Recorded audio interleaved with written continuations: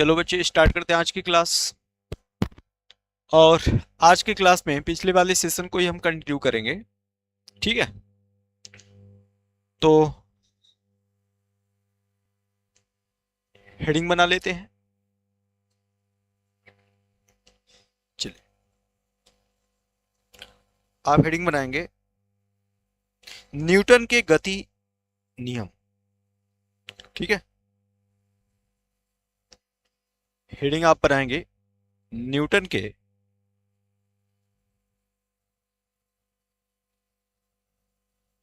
Newton के गति विषयक नियम। गति विषयक नियम। ठीक है, न्यूटन के गति विषयक नियम, विषयक होना चाहिए। ठीक है,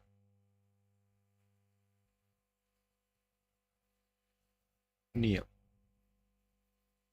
चलिए, अगर आप इसे इंग्लिश में लिखना चाहते हैं तो आप लिख सकते हैं न्यूटन्स लॉ ऑफ मोशन।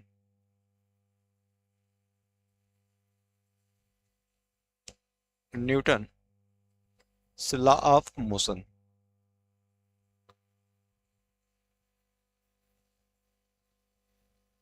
ठीक है, चलिए, तो न्यूटन के गति विषयक नियम की हम बात करेंगे। देखिए क्या होता है यह नियम। आपको बता दें कि न्यूटन की बुक का नाम क्या है। तो न्यूटन की बुक का नाम है प्रिंसिपिया मैथमेटिका। ठीक है, न्यूटन की जो बुक है इसका नाम क्या है? प्रिंसिपिया मैथमेटिका नाम है। जानते भी होंगे सभी, प्रिंसिपिया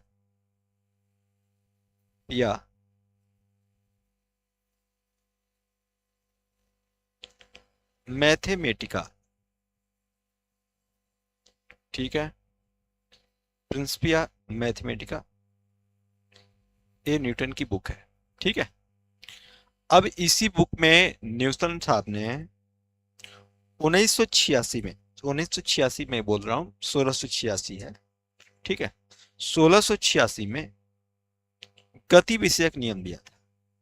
1686 में 3 गति विषयक नियम दिया था और ये तीनों गति विषयक जो नियम है तीनों को कुछ इस तरीके से बोला जाता है। क्या? First law of motion. First law of motion कहा जाता है, मोशन कहा जाता है। दूसरे वाले को सेकेंड लॉ ऑफ मोशन कहा जाता है, सेकेंड लॉ ऑफ मोशन कहा जाता है। और तीसरे को क्या कहा जाता है? थर्ड लॉ ऑफ मोशन कहा जाता है। थर्ड लॉ ऑफ मोशन कहा जाता है। ठीक है, यानी न्यूटन ने गति विषयक 3 नियम दिया था। कब? 1686 में। और किस बुक में भैया? तो उस बुक का नाम है प्रिंसिपिया मैथमेटिका, न्यूटन की बुक है। ठीक है, इसी में इन्होंने गति विषयक 3 ठो नियम दिए थे। ठीक है, first law, second law, third law of motion. ठीक है, चलिए आइए देखते हैं क्या है।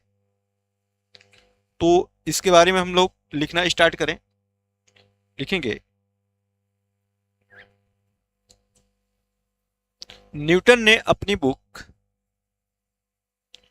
न्यूटन ने अपनी अपनी पुस्तक, न्यूटन ने अपनी पुस्तक प्रिंसिपिया मैथमेटिका में, प्रिंसिपिया प्रिंसिपिया मैथमेटिका में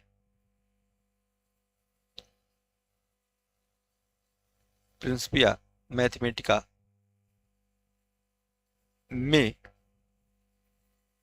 1686 में 1686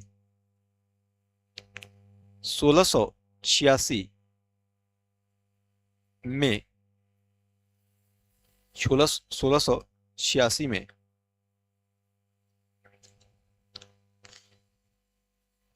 गति विषयक या फिर गति के 3 नियम दिए। 3 नियम दिए। गति के कितने नियम दिए भैया? 3 नियम दिए। ठीक है, 3 नियम दिए। चलिए, दिए तो दिए। न्यूटन ने अपनी पुस्तक प्रिंसिपिया मैथमेटिका में 1686 में गति के 3 नियम दिए। ठीक है, गति के कितने नियम दिए भैया? 3 नियम दिए। ठीक है, चलिए आइए देखते हैं नियम क्या क्या हो सकते हैं। ठीक है, चलिए। हाँ, इसमें अगर जो थोड़ा सा इसको हिंदी में लिखना चाहते हैं, ठीक है, प्रिंसिपिया मैथमेटिका को ना आप इस बुक को कुछ इस तरीके से भी कहा जाता है, प्राकृतिक दर्शन के गणितीय सिद्धांत भी कहा जाता है। ठीक है, तो कभी कभी ये पूछ देता है तो लिख लीजिएगा प्राकृतिक दर्शन के गणितीय सिद्धांत। ठीक है, प्राकृतिक दर्शन के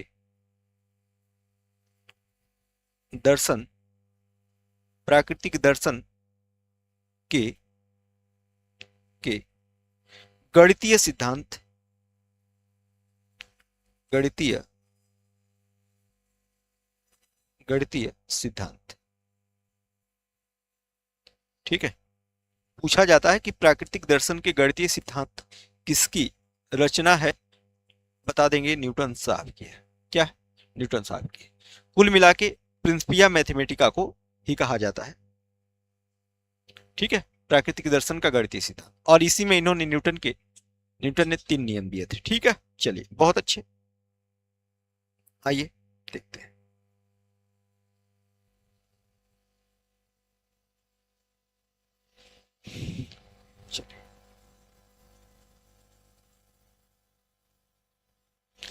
हेडिंग बनाएंगे न्यूटन फर्स्ट लॉ। ठीक है, या Newton first law of motion.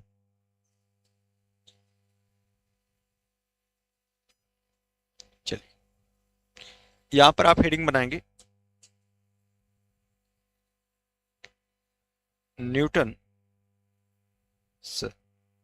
Law of motion. Newton first law of motion. First law of motion, law of motion. ठीक है,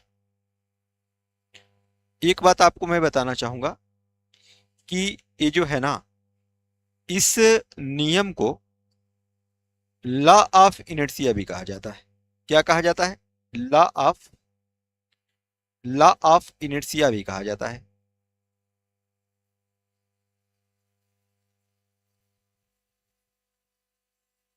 लॉ ऑफ इनर्शिया भी कहा जाता है। ठीक है, लॉ ऑफ इनर्शिया कहा जाता है। ठीक है, इस नियम को क्या बोलते हैं भैया? लॉ ऑफ इनर्शिया कहते हैं। ठीक है, किसको? फर्स्ट नियम को। ठीक है, अब फर्स्ट नियम क्या बोलता है, चलिए इसको डिफाइन करते हैं। फर्स्ट नियम कहता है ना, यदि कोई वस्तु रुकी है तो वस्तु रुकी ही रहेगी। यदि कोई वस्तु चल रही है तो चलती ही रहेगी, यदि बाहर से कोई फोर्स न लगाए। ठीक है, कुल मिला के यदि कोई वस्तु गति की अवस्था में है तो वो गतिमान ही होने की चाह रखेगी, और यदि रुकी है तो रुकी होने की ही चाह रखेगी कि उसको उसके ऊपर एक्सटर्नल फोर्स एंज्यूम न किया जाए। ठीक है, चलिए यही है न्यूटन का क्या पहला नियम। तो आप इसको डिफाइन करना चाहते हैं तो डिफाइन कर सकते हैं, कुछ इस तरीके से आप डिफाइन करेंगे। चलिए लिखेंगे, यदि कोई वस्तु यदि कोई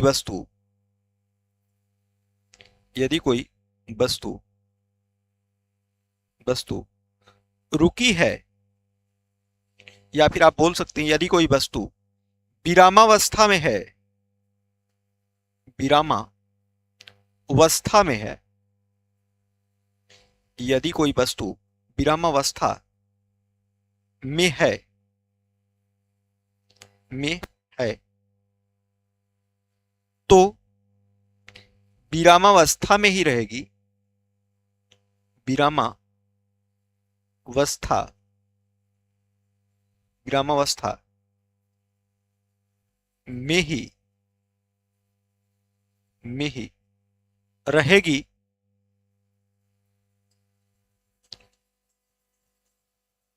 रहेगी। गति अवस्था में है,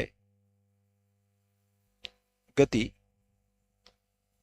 अवस्था में है,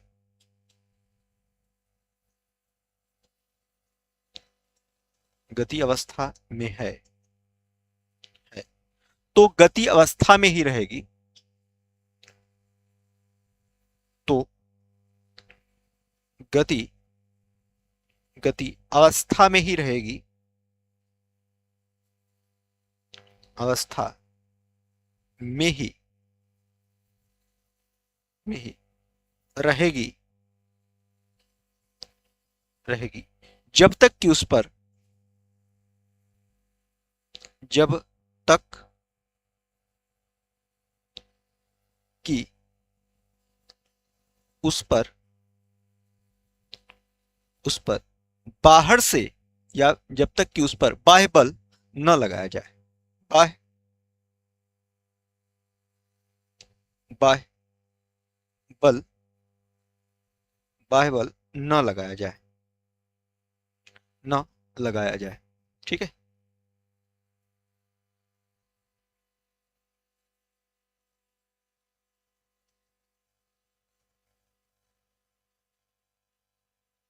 ठीक है, यदि कोई वस्तु रुकी है तो रुकी ही रहेगी, चल रही है तो चलती ही रहेगी, जब तक कि उस पर कोई बाह्य बल न लगाया जाए। ठीक है, चलिए आगे देखिए।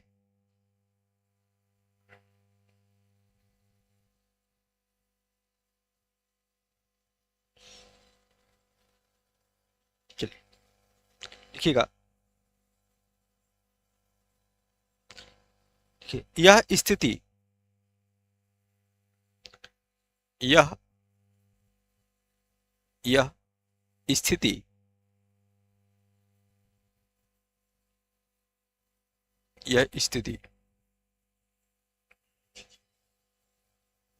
यह स्थिति जड़ता को प्रदर्शित करती है, जड़ता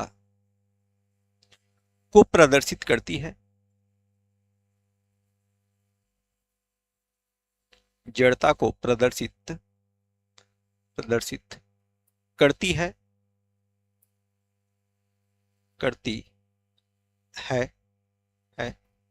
इसलिए इसे जड़त्व का नियम भी कहते हैं। इसलिए इसे जड़त्व का नियम भी कहते हैं, जड़त्व का नियम भी कहते हैं, नियम भी कहते हैं,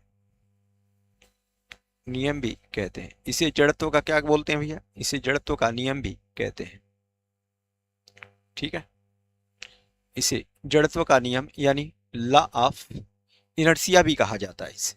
ठीक है, जड़त्व का नियम भी कहते हैं। ठीक है, चलिए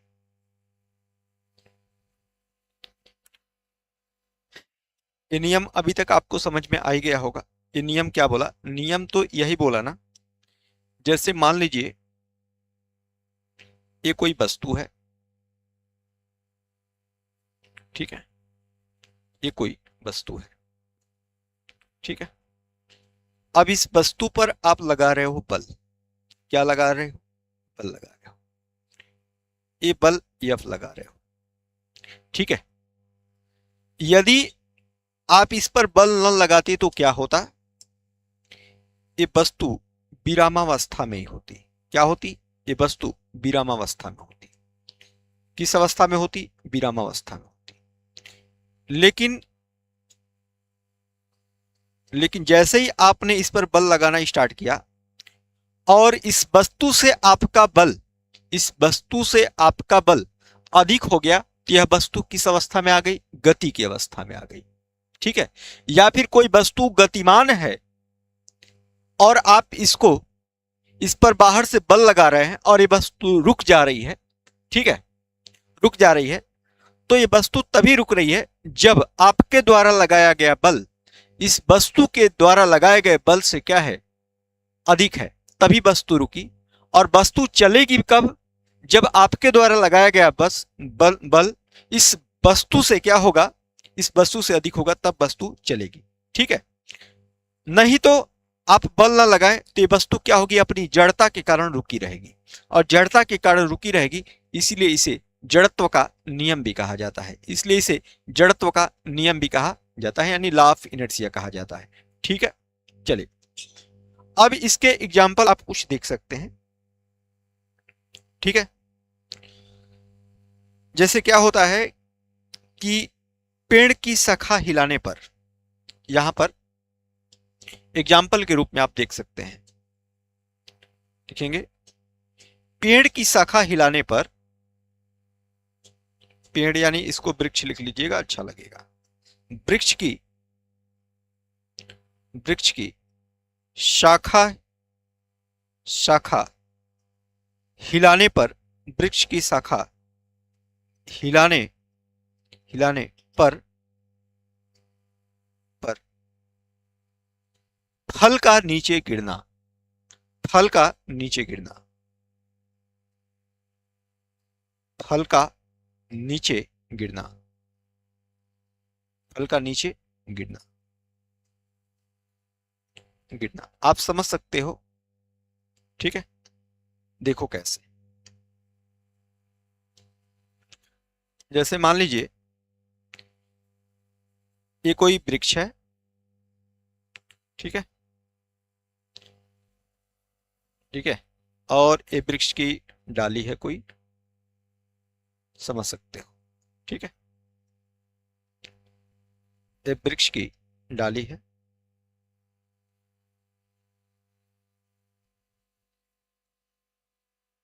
ठीक है, और किसी डाली पर मान लीजिए कि वृक्ष, इस पर लगा हुआ है फल। ठीक है, मान लीजिए फल पकेगा तो पीला हो जाएगा। चलिए, यहाँ मान लीजिए आम ही है। ठीक है, चलिए आप एक काम करो, जैसे मान लीजिए कि आपने इस डाली पर बल नहीं लगाया, तो ये फल ऐसे ही लटक रहा था। ठीक है, लेकिन जैसे ही आप इस पर बल लगाए, तो ये डाली पर बल लगाए तो डाली आपके बल के साथ क्या हो गई? गतिमान हो गई। जब डाली गतिमान हुई तो यह फल भी क्या हो गया? गतिमान हो गया। ठीक है, लेकिन जैसे ही झटके से आप इस डाली को हिलाओगे, तो यह डाली तो आपके हाथ के संपर्क में है, तो फोर्स लगाते ही ये गतिमान अवस्था में आ जाएगी। लेकिन यह जो आम है, ये जो फल है, जड़त्व के कारण अपनी स्थिति में बना रहेगा, और इसका यह वाला जो पोर्शन है डाली से क्या हो जाएगा? अलग, और यह गुरुत्वाकर्षण के कारण नीचे क्या हो जाएगा? गिर जाएगा, गिर जाएगा। ठीक है, तो वृक्ष की शाखा हिलाने पर फल का नीचे गिरना, ये किसका एग्जाम्पल है भैया? तो यह न्यूटन के फर्स्ट लॉ का एग्जाम्पल है। ठीक है, और देखिए, जैसे बस के अचानक चलने पर उसमें यात्री पीछे की ओर गिरने लगता है। ठीक है, दूसरा एग्जाम्पल अगर जो देखना चाहते हैं तो आप देख सकते हैं। ठीक है, देखेंगे बस के अचानक चलने पर, बस के अचानक चलने पर, अचानक चलने पर, बस के अचानक चलने पर, चलने पर उसमें खड़ा व्यक्ति, उसमें खड़ा व्यक्ति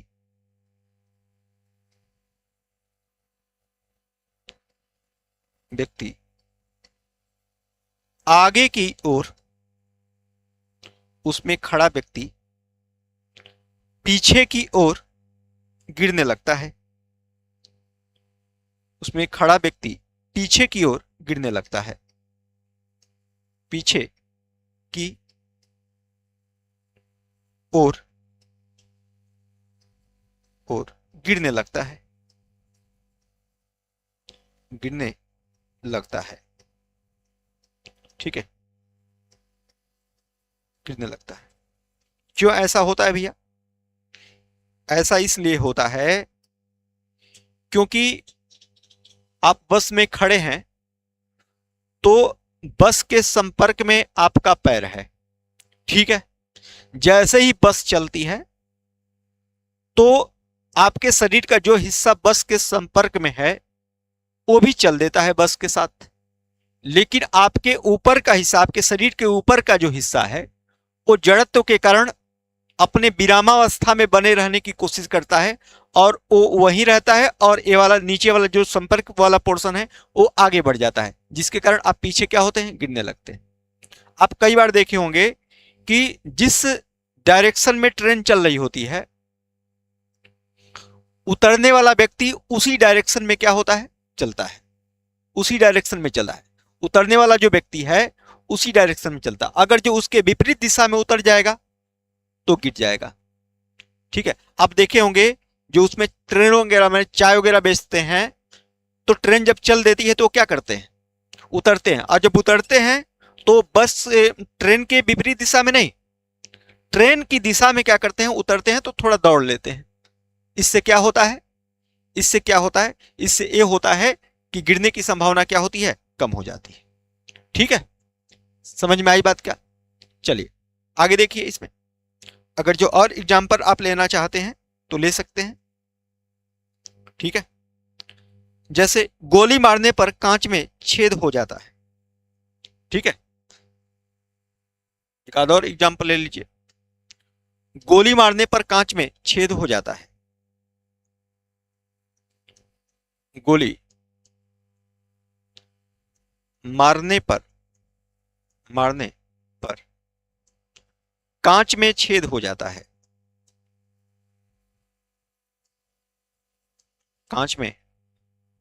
कांच में छेद हो जाता है। हो जाता है। सही बात है। ठीक है, क्यों भैया ऐसा होता है? क्योंकि जो कांच है जब गोली आती है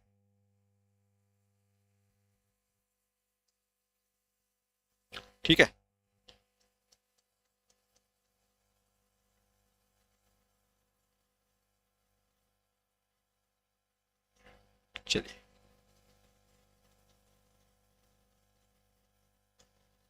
चलिए गोली तो नहीं बनी, पता नहीं क्या बन गया, लेकिन ठीक है। चलिए देखिए, अब गोली यहां से आई। ठीक है, और तुरंत कांच से क्या होती है? टकराती है। और जब कांच से टकराती है तो कांच में क्या हो जाता है भैया? कांच में क्या हो जाता है? कांच में होल हो जाता है। कांच में होल हो जाता है। ठीक है, चलिए जब कांच में होल हो जाता है तो क्यों होता है भैया ऐसा?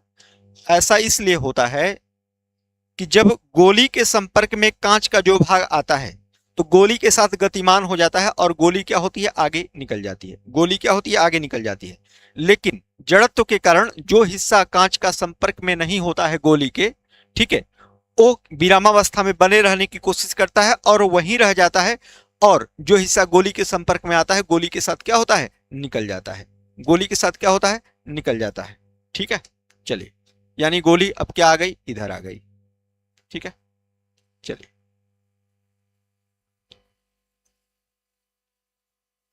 ठीक है, तो ये भी न्यूटन के फर्स्ट नियम का क्या है भैया? एग्जाम्पल है। ठीक है, चलिए जो भी हो समझ सकते हैं। ठीक है, आइए और देखिए। ठीक है, पानी के गिलास से पोस्टकार्ड में, ठीक है, यहां पर लिख सकते हैं। दूसरा एग्जाम्पल है,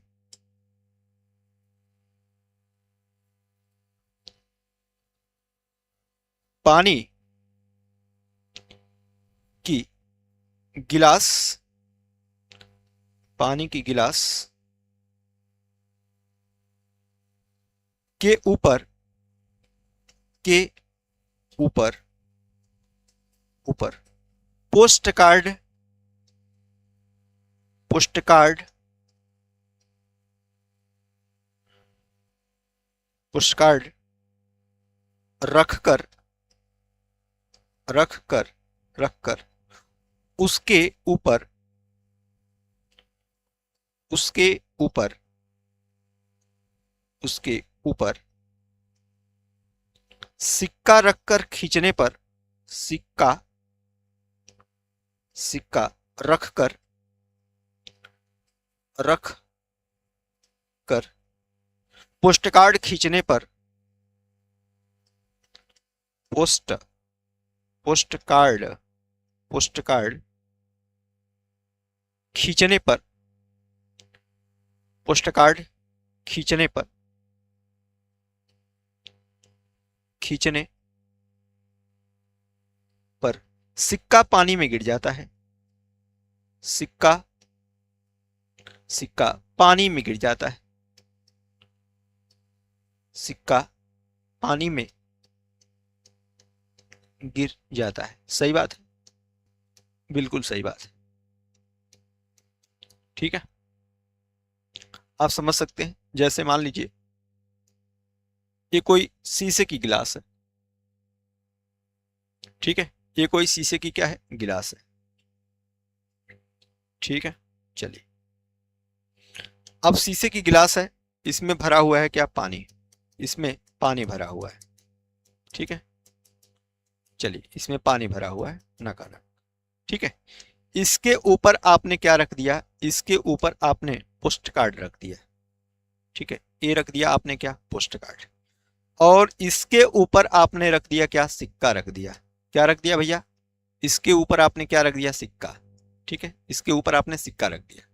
अब क्या करेंगे, यदि इस पोस्ट कार्ड को खींचेंगे, जैसे ही पोस्ट कार्ड को खींचेंगे तो सिक्का क्या हो जाएगा, पोस्ट कार्ड तो इधर आ जाएगा, सिक्का क्या हो जाएगा, पानी में गिर जाएगा। कारण क्या है, आपने जब इस पर फोर्स लगाया तो किस पर लगाया, फोर्स पोस्ट कार्ड पर लगाया। ठीक है, तो आपकी फोर्स आपके हाथ के संपर्क में है पोस्ट कार्ड, तो आपके हाथ के साथ एक गतिमान अवस्था में आ गया। लेकिन जो सिक्का रखा हुआ है, सिक्का आपके हाथ के संपर्क में नहीं है, जिसके कारण, जिसके कारण इस पर बल नहीं लगा और ये नीचे गिर गया और पोस्ट कार्ड क्या हो गया, बाहर आ गया। ठीक है, समझ में आ गई क्या बात। ठीक है, आइए और देखते हैं। चलिए अब न्यूटन का हम अगला नियम देखेंगे, यानी न्यूटन से लॉ ऑफ, न्यूटन से सेकेंड लॉ ऑफ मोशन। ठीक है, चलिए हेडिंग बना लेंगे,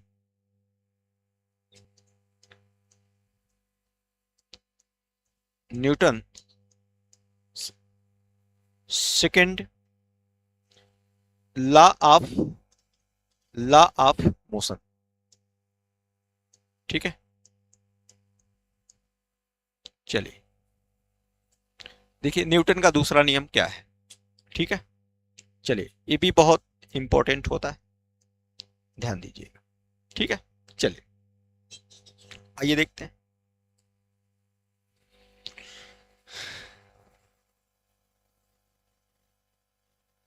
लिखेंगे किसी पिंड के संवेग परिवर्तन की दर, यहां पर लिखेंगे किसी पिंड के, किसी, किसी पिंड के,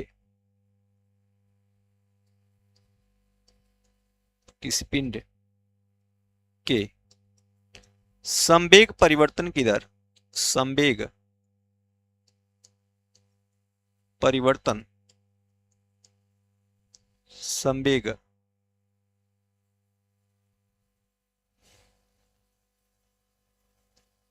संवेग परिवर्तन, परिवर्तन की दर, संवेग परिवर्तन की दर, किसी पिंड के संवेग परिवर्तन की दर,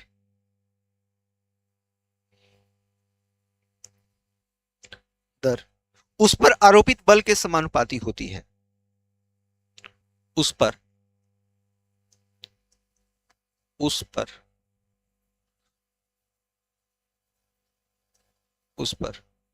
आरोपित बल के समानुपाती होती है। आरोपित बल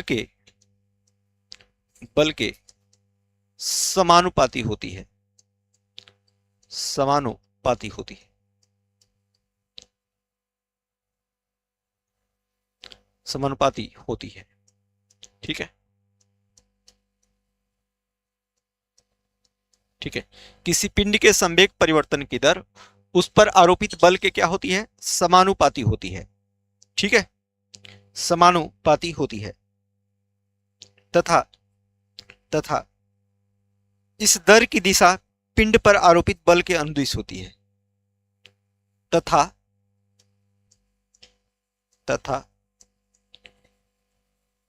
इस दर की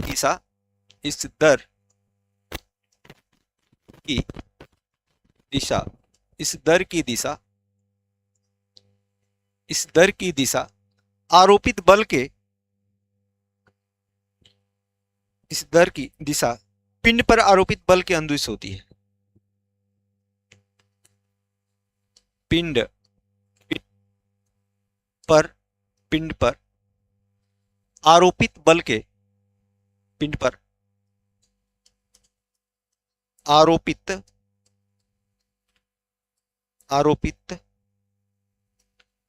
बल के अनुदिश होती है। बल के अनुदिश होती है। बल के क्या होती है? अनुदिश होती है।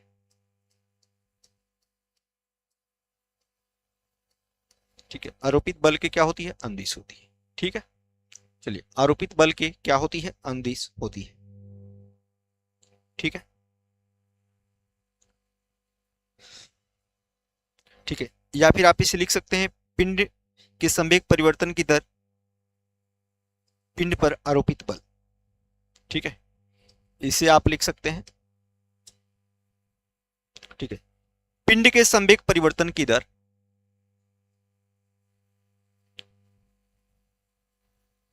पिंड के संवेग परिवर्तन की दर परिवर्तन की दर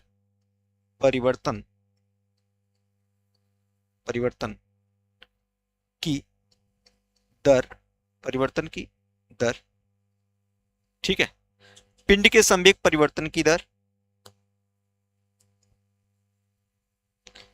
ठीक है, ये किसके प्रोपोर्शनल होती है? तो आरोपित बल के, यानी पिंड पर आरोपित बल के। पिंड पर आरोपित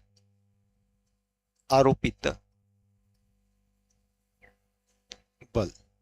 ठीक है, पिंड पर आरोपित बल की क्या होती है?